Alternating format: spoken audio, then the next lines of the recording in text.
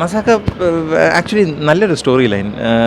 Basically ഒന്നാന്തരം കട്ടി തെലുങ്കായിരുന്നു. ഞാൻ നോർമലി തെലുങ്ക് സബ് ടൈറ്റിൽസ് നോക്കാതെ എങ്ങനെയെങ്കിലുമൊക്കെ മനസ്സിലാക്കുമായിരുന്നു. പക്ഷേ ഇത് സബ് ടൈറ്റിൽസ് ഉണ്ടായിട്ട് പോലും ഞാൻ ഇച്ചിരി സ്ട്രഗിൾ ചെയ്തു. എന്ന് വെച്ചാൽ ഈ അടുത്ത കാലത്ത് ഇറങ്ങിയതിൽ എനിക്ക് ഫോളോ ചെയ്യാൻ പറ്റാതെ പോയ ഒരു തെലുങ്ക് സിനിമയായിട്ട് എനിക്ക് തോന്നുന്നു. പക്ഷേ അറ്റ് ദ സെയിം ടൈം എന്തിനാ പറയണേ, വളരെ നല്ലൊരു ഇൻട്രസ്റ്റിംഗ് സ്റ്റോറി ലൈൻ. ഇൻഫാക്റ്റ് ഒരു വീട്ടിലുള്ള അച്ഛനും മകനും തമ്മിലുള്ള equation and they fall in love to two women in the same family. അപ്പോൾ അത് നല്ല രീതിയിൽ അവരെടുത്തിട്ടുണ്ട്.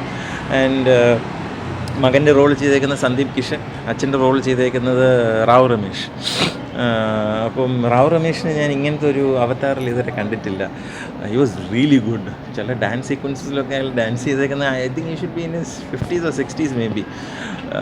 വളരെ എൻ്റർടൈനിങ് ആയിരുന്നു സിനിമ. ആക്ച്വലി ഞാൻ പറഞ്ഞാൽ ആദ്യമേ കണ്ടു തുടങ്ങിയപ്പം ദിലീപും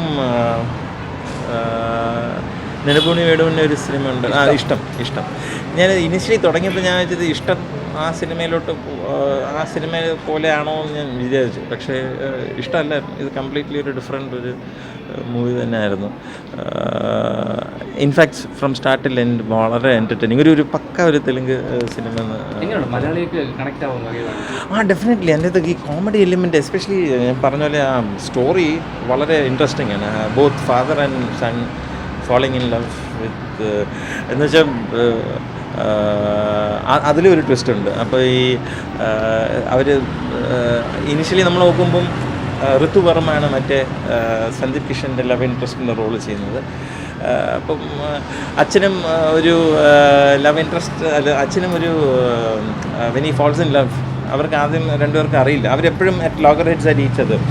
പക്ഷേ ഈ റൊമാൻറ്റിക് സീക്വൻസസ് ഒക്കെ വരുമ്പം അച്ഛനും മകനും ഫോളോ ചെയ്യുന്ന ഓൾമോസ്റ്റ് സിമിലർ പാറ്റേൺ. പക്ഷേ ആ ജനറേഷൻ ഗ്യാപ്പിൽ വെച്ച് ചെയ്യുന്ന കാര്യങ്ങൾ വേറെയാണെന്നേ ഉള്ളൂ. ഇൻഫാക്റ്റ് അതിൻ്റെ അത് വളരെ നല്ലൊരു സീൻ വെച്ച് അവസാനം ഇവർ രണ്ടുപേരും ആദ്യമായിട്ട് ഇവരുടെ ഇഷ്ടപ്പെടുന്ന പെൺകുട്ടിയുടെ അവരവരുടെ റെസ്പെക്റ്റീവ് സ്ത്രീകളുടെ വീട്ടിൽ എത്തുമ്പോഴാണ് മനസ്സിലാകുന്നത് ഇവർ സ്നേഹിക്കുന്ന ഒരേ വീട്ടിലുള്ള ഇതാണ്. ആൻഡ് ഈ വരുന്നത് മുരളി ശർമ്മ എന്ന് പറഞ്ഞ വ്യക്തിയുടെ അനുജത്തിയും മകളെയാണ് ഇത്. Murali Sharma again excellent. ഏത് മൂവി അയാൾക്ക് കൊടുക്കുകയാണെങ്കിൽ ഹിന്ദി ആയിരുന്നാലും തമിഴായിരുന്നാലും തെലുങ്കായിരുന്നാലും is a brilliant actor. Murali Sharma എന്ന് പറഞ്ഞ വ്യക്തി one of my favourite actors. Character role ചെയ്യാൻ വേണ്ടി ഹി വാസ് എക്സലൻറ്റ് ഈ സിനിമയിൽ. അപ്പോൾ അയാളുടെ ഒരു ഇതുണ്ട്, അയാൾക്ക് ചെറിയ കാര്യം മതി എല്ലാവരോടും ഒരു ചെറിയ റിവെഞ്ച് കീപ്പ് ചെയ്യാൻ വേണ്ടി ഒരു കാര്യമുണ്ട്. He was also good. In fact എനിക്ക് ഇതിൻ്റെ അകത്ത് ഇഷ്ടപ്പെട്ടത് സന്ദീപ് കിഷനും നാട്ടിൽ എനിക്ക് കൂടുതൽ ഇഷ്ടപ്പെട്ടത് റാവു രമേഷും മുരളി ശർമ്മയുടെ പെർഫോമൻസ്. ആൻഡ് നല്ല കുഴപ്പമില്ലാത്ത പെപ്പി സോങ്സ് ഉണ്ടായിരുന്നു. ഒരു ഓളൗട്ട് ഒരു പഴയൊരു തെലുഗു മൂവി ഫീൽ ഉണ്ടായിരുന്നു. അവസാനം തൊട്ട് നല്ലപോലെ എൻ്റർടൈൻ ചെയ്തിരിക്കും. ശരിക്കും ഒരു അച്ഛനും മോനും ഫ്രണ്ടായിട്ട് കരുതുന്നവർക്ക് കാണാൻ പറ്റിയ പടമാണ്. അച്ഛനും മകനും ഫ്രണ്ടായിട്ട് കരുതുന്ന ആൾക്കാർ ഇത് കാണാൻ പറ്റുമല്ലോ എന്ന് എനിക്ക് അറിഞ്ഞൂടാ. പക്ഷെ എന്നാലും ഞാൻ പറഞ്ഞില്ല, ഒരു ഓഡ് മൂവി പോലെ തോന്നും. ഇതിൽ ഫ്രണ്ട്ഷിപ്പിനായിട്ടും കൂടുതൽ അവർക്ക് അവരുടെ ഡിഫറൻസസ് ഉണ്ട്. എപ്പോഴും കമ്പീറ്റ് ചെയ്തുകൊണ്ടിരിക്കുന്ന ഒരു അച്ഛനും മകൻ്റെ ഒരു കഥ.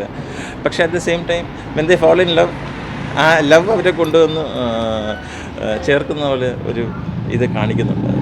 ഞാൻ പറഞ്ഞ പോലെ ഒരു കൂടുതൽ അങ്ങനെ ഭയങ്കര നമ്മൾ ഒരു ഇൻ്റലക്ച്വലി ഡ്രിവൺ സിനിമ അങ്ങനെയൊന്നും വിചാരിച്ച് പോയി കാണുന്നത്. പക്ഷേ എന്നാലും ഫൺ ഫ്രോളിക്